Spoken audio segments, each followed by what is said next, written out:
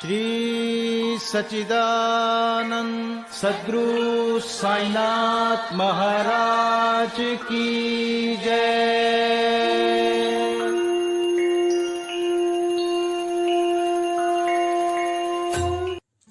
आदरणीय साईं भक्तों, आप सभी को हृदय की गहराइयों से सादर प्रणाम। साईं ज्ञान गंगा के सभी एपिसोड्स को पसंद करने के लिए आपका दिल से आभार। आशा करते हैं कि साईं ज्ञान गंगा का ये नया वीडियो भी आपको बेहद पसंद आएगा।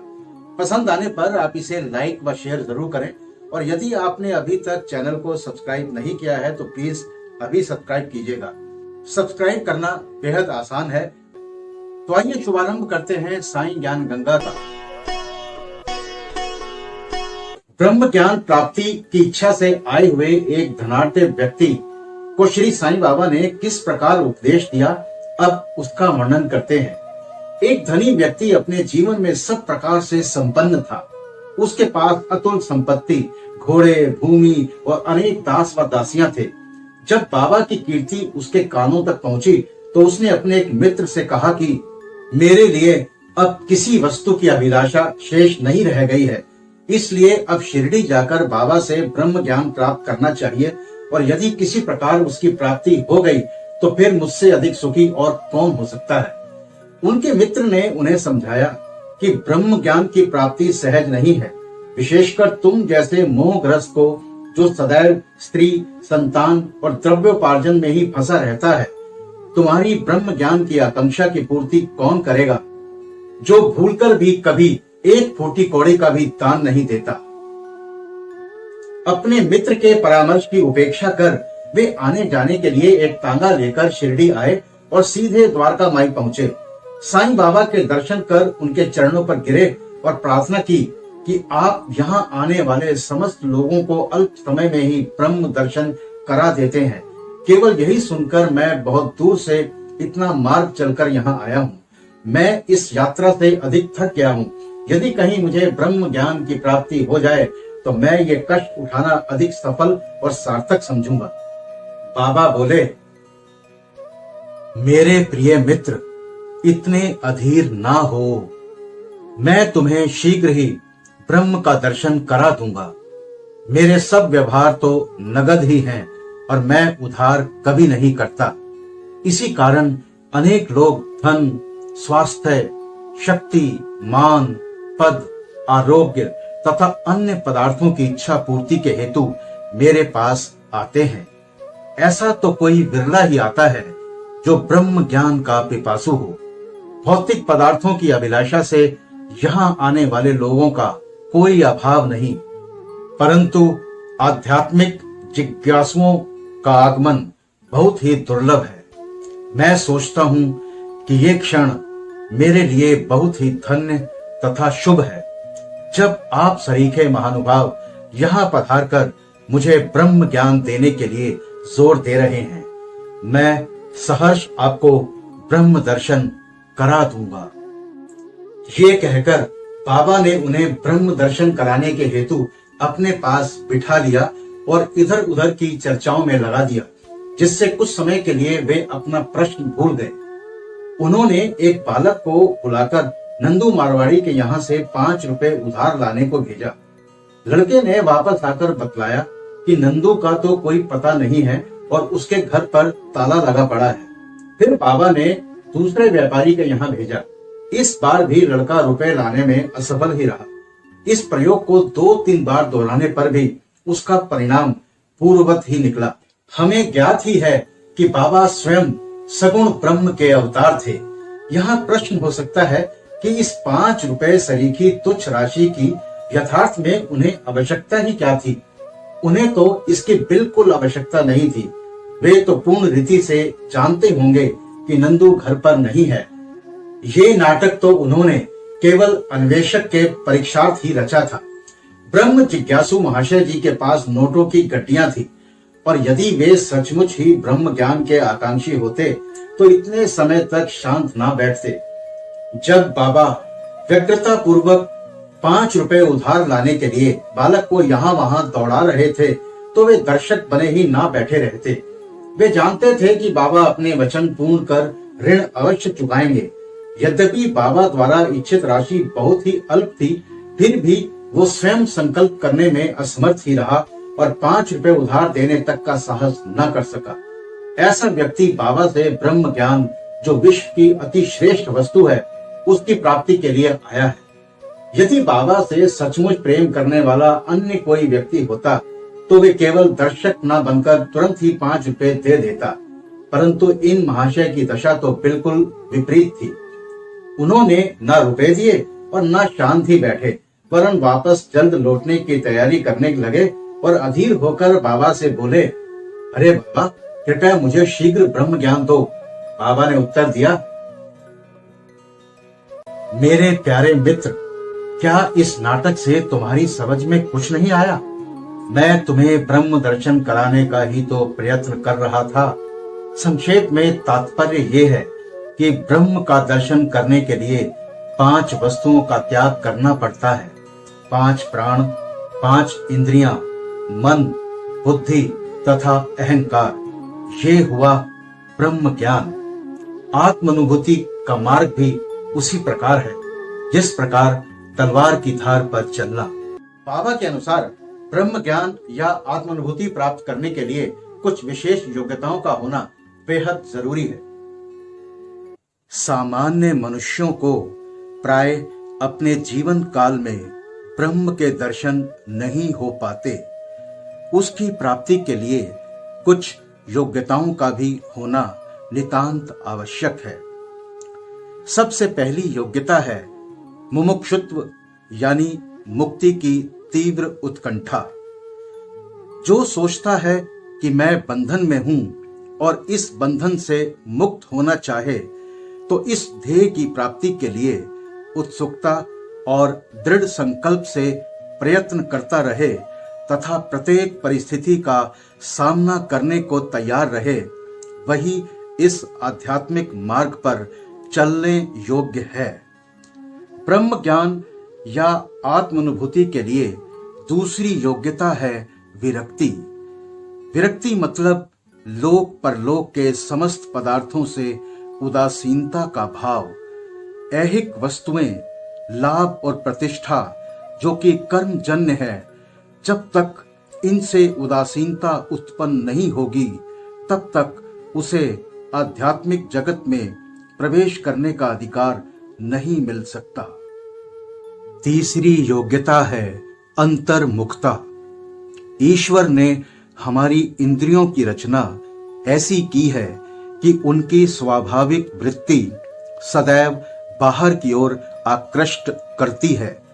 हमें सदैव बाहर का ही ध्यान रहता है, ना कि अंदर का। जो आत्मदर्शन और दैविक जीवन के इच्छुक हैं, उन्हें अपनी दृष्टि अंतर्मुखी बनाकर अपने आप में ही लीन होना चाहिए। ब्रह्म ज्ञान या आत्मानुभूति के लिए चौथी योग्यता है पाप शुद्धि। जब तक मनुष्य दुष्टता त्याग कर दुष्कर्म करना नहीं छोड़ता, तब तक ना तो उसे पूर्ण शांति ही मिलती है और ना मन ही स्थिर होता है। वो मात्र बुद्धि बल द्वारा ज्ञान लाभ कदापि नहीं कर सकता। पांचवी योग्यता है उचित आचरण। जब तक मनुष्य सत्यवादी, त्यागी और अंतर्मुखी बनकर ब्रह्मचर्य व्रत का पालन करते हुए जीवन व्यतीत नहीं करता, तब तक उसे आत्म उपलब्धि संभव नहीं। ब्रह्म ज्ञान या आत्मानुभूति के लिए छठी योग्यता है सार वस्तु ग्रहण करना। 2 प्रकार की वस्तुएं हैं, नित्य और अनित्य। पहली आध्यात्मिक विषयों से संबंधित है तथा दूसरी सांसारिक विषयों से। मनुष्यों को इन दोनों का सामना करना पड़ता है। उसे विवेक द्वारा किसी एक का चुनाव करना पड़ता है। विद्वान पुरुष अनित्य से नित्य को श्रेयस्कर मानते हैं, परंतु जो मूढ़मती हैं, वे आसक्तियों के वशीभूत होकर अनित्य को श्रेष्ठ जानकर उस पर ही आचरण करते हैं। सातवीं योग्यता है मन और इंद्रियों का निग्रह। शरीर एक रथ है, आत्मा उसका स्वामी तथा बुद्धि सारथी है। मन लगाम है और इंद्रियां उसके घोड़े। इंद्रिय नियंत्रण ही उसका पथ है। जो अल्प बुद्धि हैं और जिनके मन चंचल हैं तथा जिनकी इंद्रियां सारथी के दुष्ट घोड़ों के समान हैं, वे अपने गंतव्य स्थान पर नहीं पहुंचते तथा जन्म मृत्यु के चक्र में ही घूमते रहते हैं। परंतु जो विवेकशील हैं, जिन्होंने अपने मन पर नियंत्रण कर लिया है तथा जिनकी इंद्रियां सारथी के उत्तम घोड़ों के समान नियंत्रण में हैं, वे ही गंतव्य स्थान पर पहुंच पाते हैं, अर्थात उन्हें परम पद की प्राप्ति हो जाती है और उनका पुनर्जन्म नहीं होता। जो व्यक्ति अपनी बुद्धि द्वारा मन को वश में कर लेता है, वो अंत में अपने लक्ष्य प्राप्त कर उस सर्वशक्तिमान भगवान विष्णु के लोक में पहुंच जाता है। ब्रह्म ज्ञान या आत्मानुभूति के लिए आठवीं योग्यता है मन की पवित्रता। जब तक मनुष्य निष्काम कर्म नहीं करता, तब तक उसे चित्त की शुद्धि एवं आत्मदर्शन संभव नहीं है। विशुद्ध मन में ही विवेक और वैराग्य उत्पन्न होते हैं, जिससे आत्मदर्शन के पथ में प्रगति हो जाती है। अहंकार शून्य हुए बिना तृष्णा से छुटकारा पाना संभव नहीं है। विषय वासना आत्मानुभूति के मार्ग में विशेष बाधक है। ये धारणा कि मैं शरीर हूं एक भ्रम है। यदि तुम्हें अपने जीवन के ध्येय यानी आत्म साक्षात्कार को प्राप्त करने की अभिलाषा है, तो इस धारणा तथा आसक्ति का सर्वथा त्याग कर दो। नौवीं योग्यता है गुरु की आवश्यकता। आत्मज्ञान इतना गूढ़ और रहस्यमय है कि मात्र निज प्रयत्न से उसकी प्राप्ति संभव नहीं है। इस कारण आत्मानुभूति प्राप्त किए हुए गुरु की सहायता परम आवश्यक है। अत्यंत कठिन परिश्रम और कष्टों के उपरांत भी दूसरे क्या दे सकते हैं जो ऐसे गुरु की कृपा से सहज ही प्राप्त हो सकता है। जिसने स्वयं उस मार्ग का अनुसरण कर अनुभव कर लिया हो, वही अपने शिष्य को भी सरलता पूर्वक पग पग पर आध्यात्मिक उन्नति करा सकता है। ब्रह्म ज्ञान या आत्मानुभूति के लिए अंतिम योग्यता है ईश कृपा परम आवश्यक है। जब भगवान किसी पर कृपा करते हैं तो वे उसे विवेक और वैराग्य देकर इस भव सागर से पार कर देते हैं।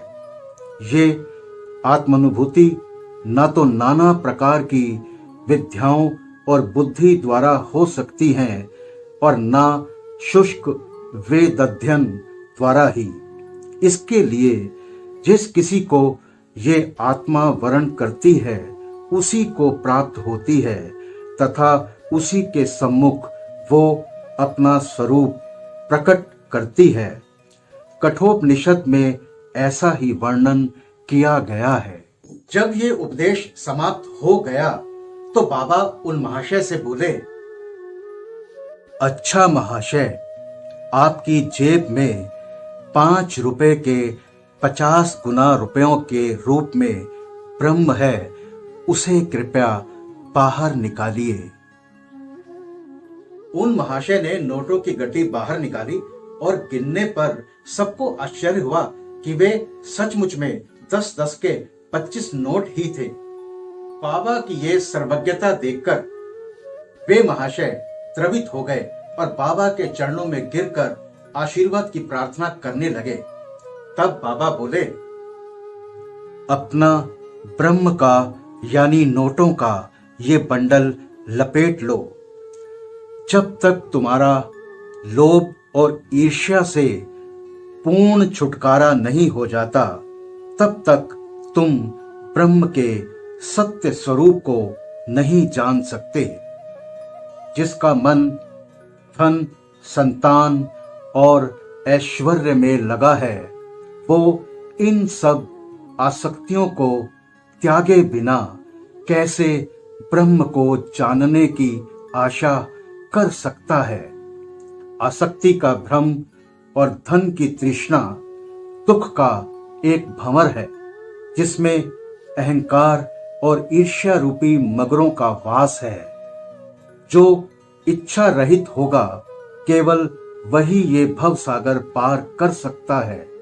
तृष्णा और ब्रह्म के पारंपरिक संबंध इसी प्रकार के हैं, अतः वे परस्पर कट्टर शत्रु हैं। तुलसीदास जी कहते हैं, जहां राम तहां काम नहीं, जहां काम नहीं राम। तुलसी कबहू होत नहीं, रवि रजनी एक ठाम। जहां लोभ है, वहां ब्रह्म के चिंतन या ध्यान की गुंजाइश ही नहीं है। फिर लोभी पुरुष को विरक्ति और मोक्ष की प्राप्ति कैसे हो सकती है? लालची पुरुष को ना तो शांति है और ना संतोष ही, और ना वो दृढ़ निश्चय ही होता है। यदि कण मात्र भी लोभ मन में शेष रह जाए, तो समझना चाहिए कि सब साधनाएं व्यर्थ हो गईं। एक उत्तम साधक यदि फल प्राप्ति की इच्छा या अपने कर्तव्यों का प्रतिफल पाने की भावना से मुक्त नहीं है, और यदि उनके प्रति उसमें अरुचि उत्पन्न ना हो, तो सब कुछ व्यर्थ ही हुआ। वो आत्मानुभूति प्राप्त करने में सफल नहीं हो सकता। जो अहंकारी तथा सदैव विषय चिंतन में रत है, उन पर गुरु के उपदेशों तथा शिक्षा का कोई प्रभाव नहीं पड़ता। अतः मन की पवित्रता अत्यंत आवश्यक है, क्योंकि उसके बिना आध्यात्मिक साधनाओं का कोई महत्व नहीं तथा वो निरा दंभ ही है। इसलिए श्रेष्ठकर यही है कि जिसे जो मार्ग बुद्धि गम्य हो, वो उसे ही अपनाए। मेरा खजाना पूर्ण है और मैं प्रत्येक की इच्छा अनुसार उसकी पूर्ति कर सकता हूँ, परंतु मुझे पात्र की योग्यता अयोग्यता का भी ध्यान रखना पड़ता है। जो कुछ मैं कह रहा हूँ, यदि तुम उसे एकाग्र होकर सुनोगे, तो तुम्हें निश्चय ही लाभ होगा। इस द्वारका माई में बैठकर मैं कभी असत्य भाषण नहीं करता। जब घर में किसी अतिथि को निमंत्रण दिया जाता है, तो उसके साथ परिवार, अन्य मित्र और संबंधी आदि सबको भोजन करने के लिए आमंत्रित किया जाता है। बाबा द्वारा उन धनी महाशय को दिए गए इस ज्ञान भोज में द्वारका माई में उपस्थित सभी जन सम्मिलित थे। बाबा का आशीर्वाद प्राप्त कर सभी लोग उन धनी महाशय के साथ हर्ष और संतोष पूर्वक अपने अपने घरों को लौट गए। श्री साईं सचरित्र के रचयिता श्री हेमाड पंत कहते हैं, वो देश धन्य है, वो कुटुंब धन्य है तथा वे माता पिता धन्य हैं, जहां साईं बाबा के रूप में ये असाधारण परम श्रेष्ठ अनमोल विशुद्ध रत्न उत्पन्न हुआ। अगर आपको ये वीडियो पसंद आया तो इसे लाइक व शेयर जरूर कीजिएगा, और यदि आपने अभी तक चैनल को सब्सक्राइब नहीं किया है तो प्लीज अभी सब्सक्राइब कीजिएगा। तो मिलते हैं आपसे साईं ज्ञान गंगा के अगले एपिसोड में अगले गुरुवार को। तब तक मस्त रहिए, स्वस्थ रहिए, साईं नाम जपते रहिए। बाबा सबका भला करेंगे। ओम श्री साईनाथाय नमः। अनंत कोटि ब्रह्मांड नायक राजाधिराज योगीराज परब्रह्म श्री सच्चिदानंद सद्गुरु साईनाथ महाराज की जय।